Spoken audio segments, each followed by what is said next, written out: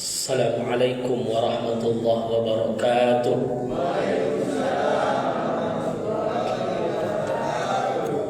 Alhamdulillah. Alhamdulillahillazi nahmaduhu wa nasta'inuhu wa na'udzu billahi min shururi anfusina wa min sayyiati a'malina. Man yahdihillahu fala mudilla lahu wa man yudlilhu fala hadiya lahu.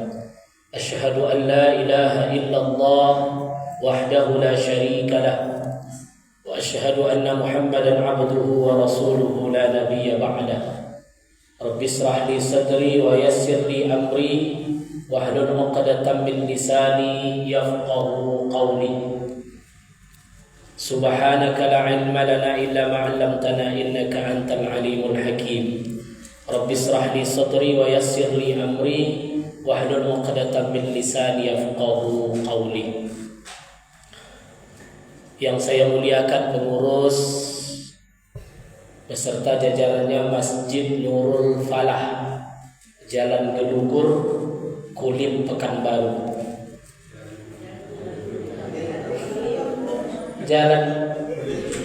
Jalan Kulim, Gang Gelugur, Kota Pekanbaru, Kecamatan Payung Sekaki, itu kecamatan kita. Saya Lembu Baru Barat. Kalau di sini Kelurahan Tirtasia.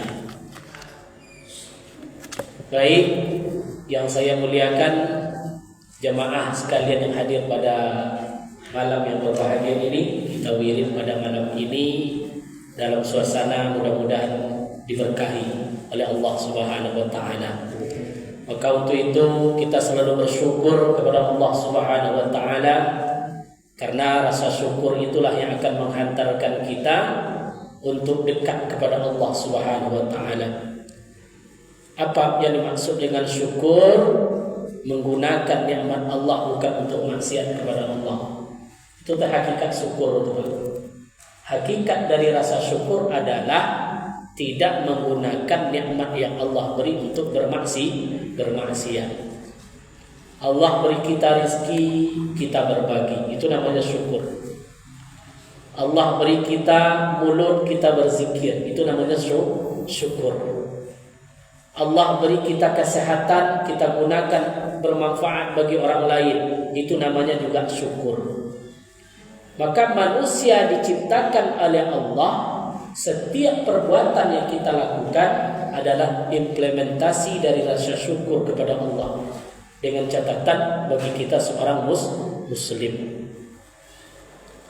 Maka untuk itu semoga rasa syukur yang selalu ada dalam diri kita ini menghantarkan kita menjadi orang-orang yang terbaik nantinya di hadapan Allah Subhanahu wa taala. Amin ya rabbal alamin. Berselawat kita kepada Rasulullah sallallahu alaihi wasallam. Allahumma shalli ala sayyidina Muhammad wa ala ali sayyidina Muhammad. Nabi akhir zaman, la nabiyya ba'da. Tidak ada nabi setelah Nabi Muhammad sallallahu alaihi wasallam. Kenapa? Karena beliau adalah makhluk yang paling utama. Seorang yang paling paripurna kehidupannya dari sisi apapun, sehingga Al-Quran melabeli dia sebagai uswatun hasanah. Tengok dalam Al-Quran, laqad kana lakum fi rasulillahi uswatun hasanah. Sungguh terdapat dalam pribadi Rasulullah itu contoh uswah, teladan yang baik. Berarti sifatnya umum. Manusia siapa yang bisa kita tauladan? Tentu manusia yang paripurna. Apa itu paripurna? Dari sisi apapun kita, maka melekat dalam jiwa Rasulullah sallallahu alaihi wasallam. Mungkin di antara jamaah malam ini profesinya macam-macam. Ya, Bapak kerjanya apa? Bengkel. Berarti bisnis. Bapak? Apa kerjanya? Bangunan. Apa Haji? Menerima pensiun. Jadi apapun profesi yang kita hadapi muaranya kepada Rasulullah. Seorang pedagang, Nabi seorang pedagang. Seorang suami, Rasulullah seorang suami. Seorang pemimpin politik, Nabi seorang pemimpin.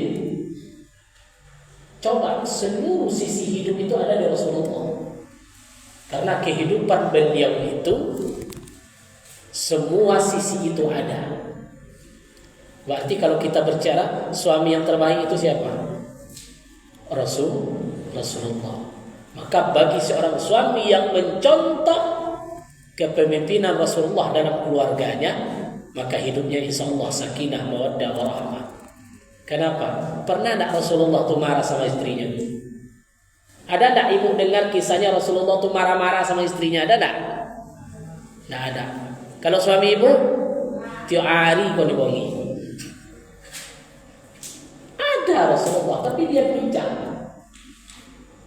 Ya, maka pandang Rasulullah itu sebagai kepala keluarga, sehingga tidak kita Rasulullah menggambarkan kepada kita jangan kalian seperti orang-orang Yahudi dan Nasrani.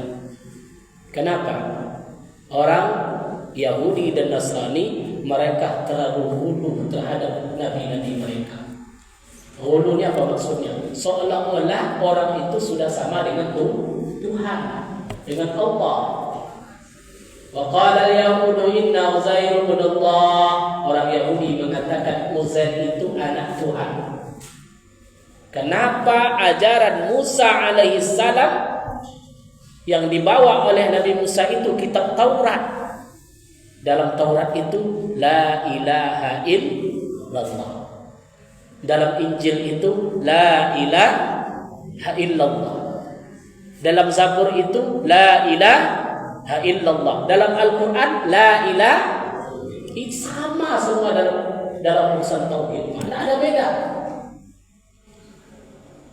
Tapi karena mereka hulu, apa hulu itu Ustaz? Terlalu mendewakan. Terlalu mendewa-dewakan. Maka ada seorang ulama penguasai Taurat setelah Musa, namanya Uzair.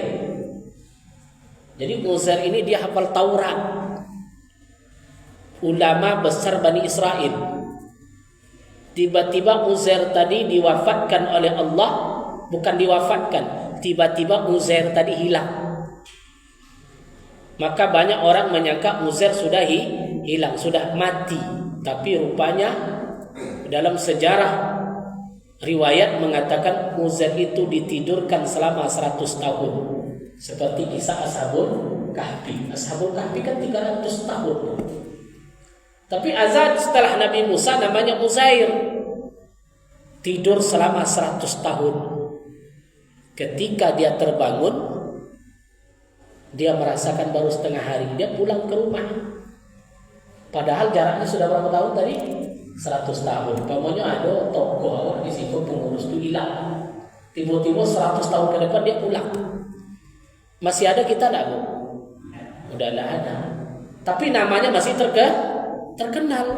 Tiba-tiba muncul Uzair tadi, terkejut masyarakat. Kok Uzair datang? Tidak ada yang percaya itu Uzair. Akhirnya ada seorang nenek-nenek yang umurnya lebih 100 tahun. Dia kenal siapa Uzair. Bawa Uzair itu di sini. Kita tes. Apa tanda-tanda Uzair tadi? Hafal Taurat.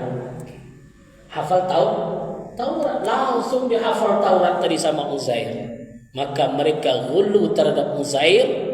Dia letakkan posisi Uzair itu sebagai anak Tuhan. Ini jangan-jangan anak Tuhan. Disitulah melencengnya Taurat. Disitulah melencengnya orang-orang Yahudi. Kemudian Al-Quran mengatakan lagi, waqalatin nasara, dan orang-orang Nasrani mengatakan anna Isa ibnu Allah. Hulu lagi terhadap Nabi Isa. Dia menyangka Nabi Isa ini anak Allah, anak Tuhan.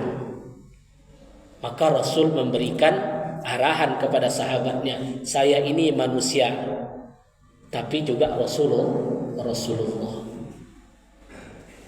uswah, menjadi tauladan bagi seluruh anak, siapapun dia, apapun profesi kita. Kalau Rasulullah seorang suami, Nabi Isa tidak bisa dijadikan contoh karena Nabi Isa tak punya istri. Nabi Musa tak pernah jadi presiden karena waktu itu presidennya Fir'aun. Tapi Rasulullah pernah memimpin umat Islam ketika Madinah sudah dijadikan sebagai ibu kota. Maka disebut Madinah. Madinah itu apa artinya? Kota. Maidan. Jadi Medan itu artinya kota. Madinatun al-Munawwarah, kota yang bercahaya. Makanya seluruh apapun kehidupan kita kembali kepada mencontoh Rasulullah. Kalau mencontoh Rasulullah, wajib kita tahu sirah beliau. Tentu tidak tahu adab-adab beliau, seperti apa kehidupannya. Kalau betul-betul kita ingin mengambil hikmah, bagaimana akhlak beliau. Kalau tidak nanti salah kafrah kita, Pak. Ya. Sehingga apapun yang dia lakukan seolah-olah mengacu kepada Rasulullah. Bertambah orang rumahnya, katanya ikut sunnah Rasulullah. Setuju ibu tuh? Boleh enggak seorang suami itu menambah istrinya? Boleh atau enggak? Boleh. Itu boleh katanya. Dalam syariat boleh. Boleh dalam syariat. Apakah itu sesuai sunnah? Tunggu dulu. Ini Pak masalahnya. Apakah sesuai sunnah? Tunggu dulu. Ini sedikit nanti mencontoh Rasulullah sallallahu alaihi wasallam. Istri Rasulullah yang pertama siapa? Khadijah.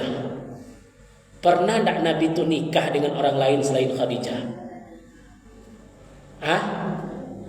Tak pernah, Pak. Sampai Khadijah wafat.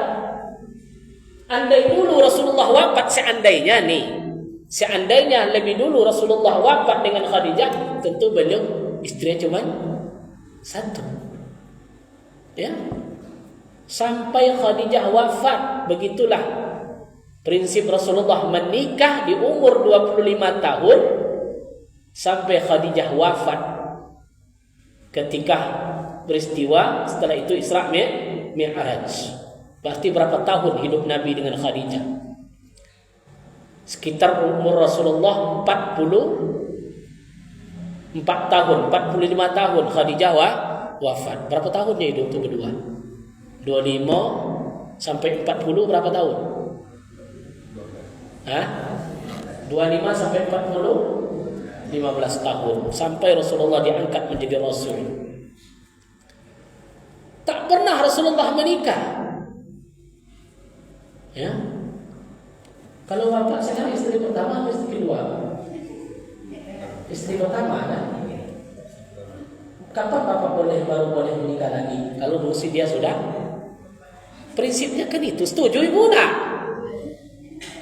Rasulullah nggak pernah nikah dengan selain Khadijah. Kapan Nabi itu baru nikah? Ketika Khadijah sudah wafat. Prinsipnya itu yang pertama. Maka prinsipnya itu. Kami di kantor KUA juga nikah yang kedua itu bukan urusan main-main. Ada datang ke kantor mau daftar nambah bini. Syaratnya bukan main, Pak.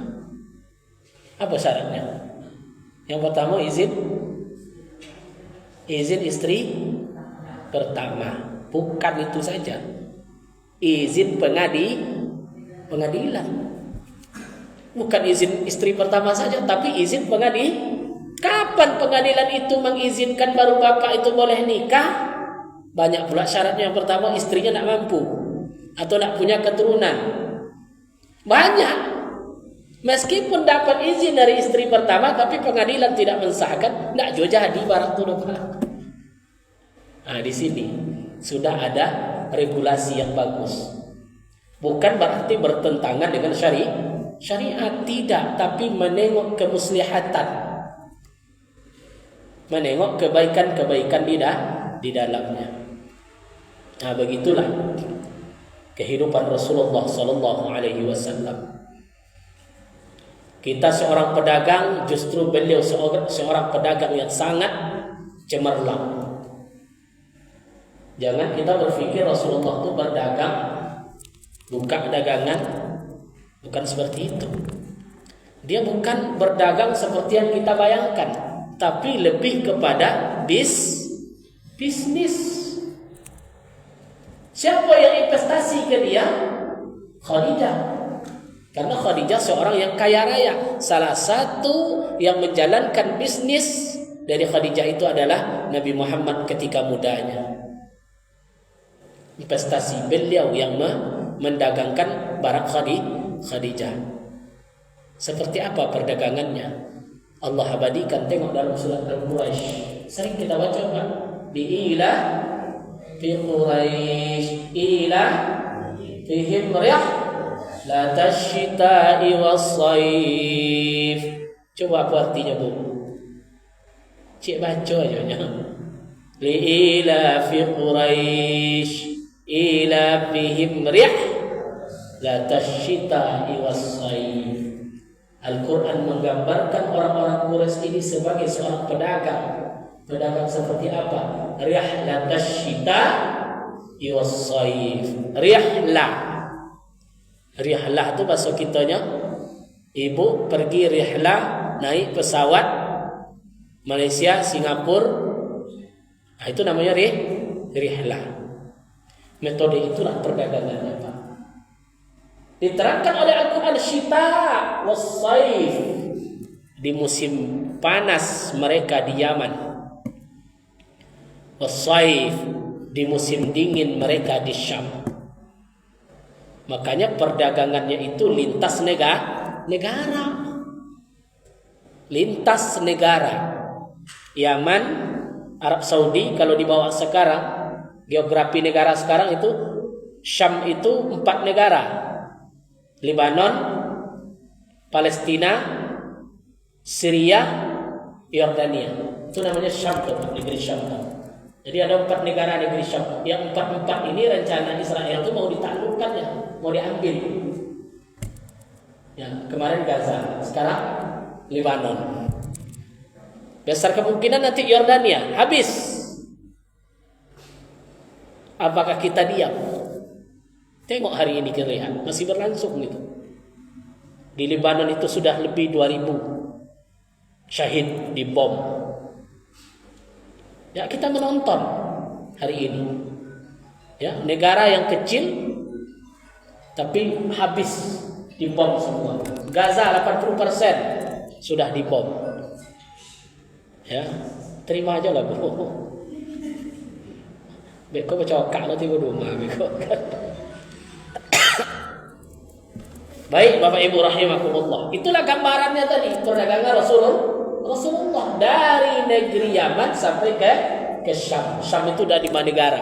Itulah yang beliau jalani oleh orang-orang Quraisy tadi. Kalau berdagang model itu tuh kecil atau besar tuh, Pak? Besar. Maka karena beliau seorang pembisnis, akhirnya Khadijah jatuh hati, suka. Karena dia heran. Di antara investasi dia yang paling maju itu dengan Rasulullah Nabi Muhammad yang waktu itu umurnya 25 tahun. Maka dia utuslah orang untuk menanya kepada Rasulullah. Diutus, mau enggak Muhammad itu nikah dengan saya? Khadijah itu seorang saudagar, kaya raya, seorang wanita yang sangat mulia. Kok dia melamar Ustaz ke Rasulullah? Apakah dia tidak laku? Oh, jangan main-main, Bapak Ibu. Sudah banyak yang melamar dia. Terbayang, janda, kaya raya, hartanya banyak, umur 40 tahun, Ada enggak yang melamar dia? Banyak. Banyak tokoh-tokoh Quraisy itu yang tergila-gila dengan Khadijah. Tapi Khadijah tidak tertarik. Justru dengan Rasulullah dia tertarik. Tapi Nabi Muhammad sallallahu alaihi wasallam mengumpulkan paman-pamannya untuk melamar Khadijah. Maka dalam sejarah menikahlah beliau di umur 25 tahun, Khadijah 40 tahun dengan mas kawinnya 30 ekor unta. Berapa mas kawinnya, Bu? 30 ekor unta. Kalau dibuat harga sekarang rata-rata 1 ekor unta 30 juta. 30 kali 30 berapa, Pak? Oh, 600. Berarti mahar Rasulullah itu 600 juta. Kalau mas kawinnya 600 juta, kaya atau miskin? Kaya atau miskin? Kaya. Mak dulu mas kawinnya apa, Mak? Hah? Nah, ingat lagi. Ada 10 juta mas kawinnya. Masya Allah. Kalau diuangkan sekarang ya, untuk apa diterangkan ini? Supaya jangan kita berpikir. Karena para orientalis mindsetnya itu Rasulullah itu miskin, hidupnya susah, pakaiannya compang-camping. Kan itu pikirannya. Seolah-olah Rasulullah itu miskin. Tapi ingat dalam sejarah, mas kawinnya saja berapa nilai tadi? 600 juta. Miskin atau kaya itu? Kaya raya. Ini menggambarkan kita sebagai umat Muhammad sallallahu alaihi wasallam harus menjadi seorang pekerja keras. Tak boleh jadi pemalas. Rasulullah sallallahu alaihi wasallam seorang pekerja keras. Dia seorang pedagang. Tapi syaratnya dia pedagang yang jujur. Ini aspek kehidupan yang kita tengok. Rasulullah sebagai seorang pemimpin politik dia. Bahkan Rasulullah ikut jalan-jalan ke pasar. Rasulullah ikut jalan-jalan ke pasar. Maka sahabat pun muncul kan, bersiliweran kata-kata di depan, kok Rasul ke pasar? Bahasa orang kini, kok Buya ke mall? Kan itu. Emang salah Rasulullah ke pasar? Karena dia manusia biasa. Beliau seorang pemimpin politik. Ngapain dia ke pasar? Ngapain dia ke pasar? Belusukan. Jadi bukan sekarang aja belusukan, bukan. Rasulullah saja dulu sudah belusukan ke pasar. Ini kan ada seolah-olah belusukan. Rasulullah iya. Jadi ketika di pasar beliau tengok tepung, di atasnya kering, di bawahnya basah, dimasukkan oleh Rasulullah tangan ke dalam. Marah dia langsung ke pedagang tadi. Man qassa falaysa minna. Barang siapa yang menipu bukan umatku, katanya. Barang siapa yang menipu bukan bagian dari umat Rasulullah sallallahu alaihi wasallam. Karena dia menipu. Topung di atas kering, topung di bawah basah. Maka itu Rasul menggambarkan itu bukan dari umatku. Kalau tidak topung gimana Ustaz? Sama aja. Duku di atas bagus, masuk dalam timur, di rumah makan hijau. Allahu Akbar. Kalau awak seorang pedagang, berdaganglah menjadi seorang yang jujur. Karena Rasulullah mengajarkan, kalau kita jujur, maka keberkahannya akan datang. Karena hidup ini tidak laba aja yang kita cari, Bapak Ibu rahimahumullah. Kita kayo, yang kita cari itu bukan lipatan-lipatan harta saja, uang yang masuk saja, tidak. Ada yang lebih berharga dari nilai usaha itu yang tanpa kita sadari. Apa namanya? Keberkahan. Yang keberkahan itu tidak nampak, Abu. Apa keberkahan itu, Ustaz? Nyaman hati kita memakainya. Apa? Nyaman kita menikmati. Punya mobil tapi menikmatinya tidak nyaman. Jangan-jangan uangnya uang haram, berkahnya hilang. Ya. Kemudian keberkahan itu apa contohnya lagi? Kita merasa puas dan cukup terhadap yang dinikmatkan oleh Allah kepada kita. Merasa cukup terhadap yang Allah berikan kepada kita. Inilah salah satu nikmat yang sangat berkah itu, merasa cukup dan bersyukur kita terhadap apa yang diberikan oleh Allah. Makanya sering digambarkan Bapak Ibu rahimakumullah, banyak orang kaya tapi miskin. Banyak orang miskin tapi kaya. Paham Ibu maknanya itu? Banyak orang yang duitnya banyak, ya, piti sebanyak-banyak, tapi tidak bisa makan ikan, tidak selera makan,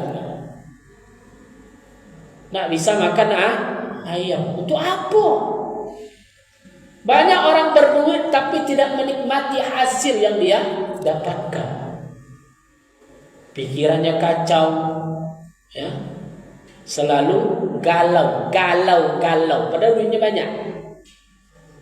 Tak pernah tenang, padahal duit banyak. Tak ada waktu. Ya, alasannya apa? Sibuk. Kenapa nak datang ngaji malam Pak? Oh, sibuk. Kenapa nak ikut potong royong Pak? Sibuk. Kenapa nak ikut arisan? Nak bisa menikmati waktu. Habis waktu tadi untuk mencari uang.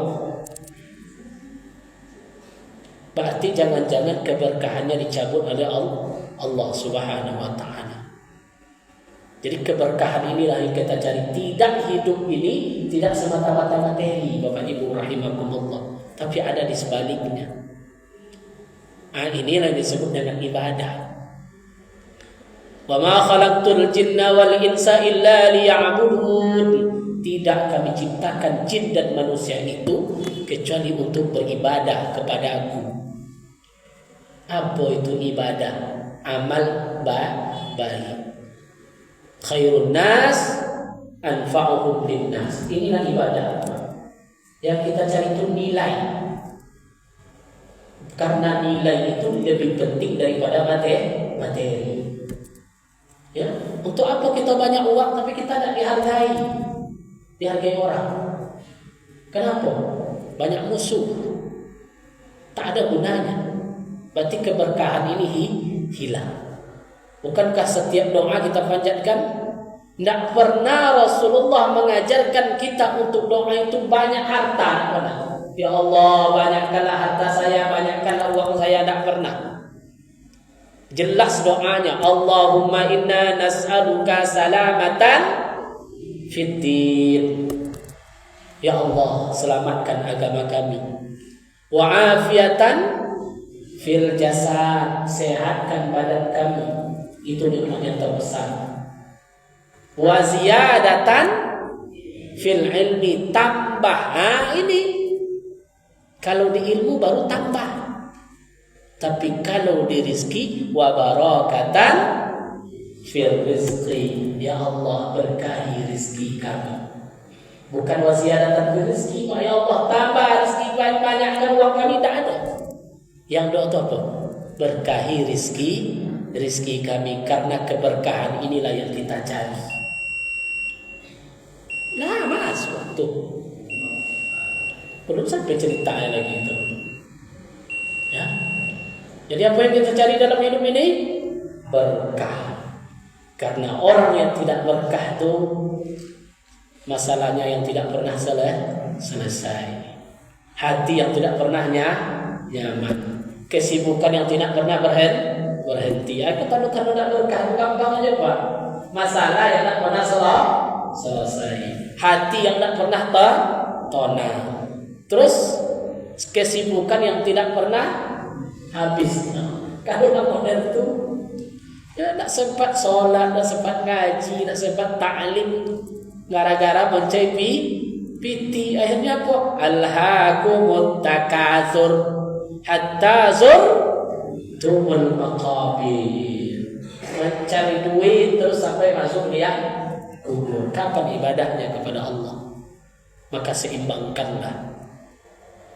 Dan setiap kehidupan kita muaranya kepada uswahnya Rasulullah sallallahu alaihi wasallam. Jadi itulah pesan kita pada malam ini, tausiah kita. Mudah-mudahan dapat kita ambil hikmahnya. Hikmah yang pertama, setiap kehidupan kita selalu ambil contoh kepada Rasulullah. Yang kedua, jangan kita hulu dalam beragama. Rasul seorang Rasulullah, tapi suatu sisi dia manusia biasa. Allah ajarkan cinta kepada dia. Gimana caranya? Allahumma sholli ala sayyidina Muhammad. Berselawat kepada beliau. Dan yang ketiga, kita minta keberkahan dalam setiap kehidupan kita. Amin ya rabbal alamin. Mudah-mudahan tausiah yang singkat ini bermanfaat. Subhanakallahumma wa bihamdika asyhadu an la ilaha illa anta astaghfiruka wa atubu ilaik. Wassalamualaikum warahmatullahi wabarakatuh.